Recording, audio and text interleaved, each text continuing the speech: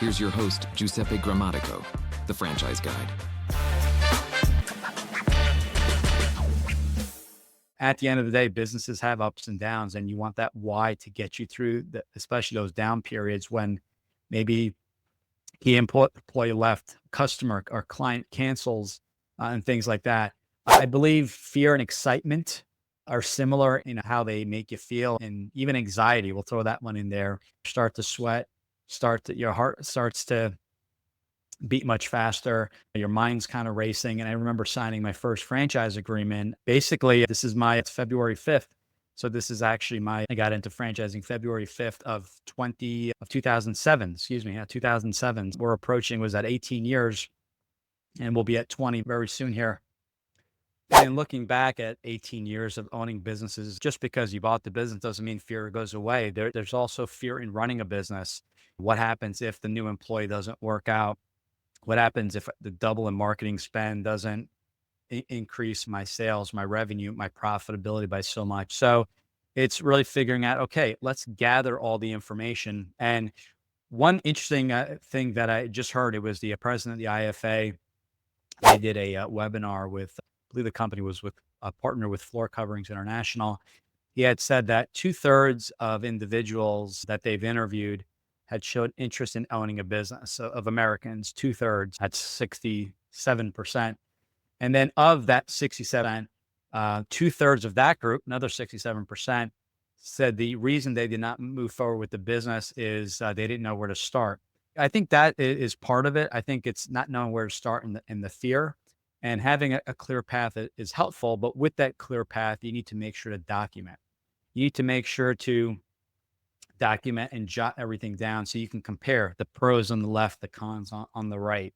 What is your why up top? What are the fears and concerns? Jot them down. If you're working with the franchise company, you may have them address, well, worst case, my business doesn't work. The brain may come back and say, well, you could sell your business. Maybe it's a break even. Maybe you lose a few bucks. Maybe all the equipment is purchased back by the franchisor at the cost that you paid, offsetting some of the risk. Whatever the case may be, you want to address those. And so write the concerns down and ask them. And no one can guarantee your success. Obviously, when you go into any type of business, I always say burn the boats, no plan B, because then that's an excuse. You're waiting for that plan B. So for me, I left my job and I said, I'm never coming back. I'm going to be unhireable. No, no one can ever hire me again. And that's 20 years ago. And I kept to that commitment because I was dedicated and I knew there was going to be ups and downs. I had grit. I knew that I was just going to make the best of it. I knew times were going to be good and times were going to be bad. And sure enough, I can definitely vouch for that. We've had some interesting times dealing with COVID, dealing with the markets collapse in 2008 and some other stuff, various elections and interest rates up and down. So we've experienced a lot, but again, going back to the fear, really addressing what the issues are. And also with fear in information gathering, you want to make sure that you're talking with people, not just all successful business owners, but you don't want to get into the trap of talking with people that will give you advice on not owning a business, which I personally did. And a majority of those people were giving me kind of insights from friends or family or someone they knew that lost everything in a business or lost their investment. Yet the person I'm speaking with never owned the business. And I'm not saying you can't talk to people that had never owned a franchise or a business, but be careful of who you ask. Don't start talking to people and then you start getting, let me talk to other people that failed. You want to hear some key themes, exactly what caused them to fail. Did they give up? Was it the franchisor's fault? Was it a company that stopped supporting them?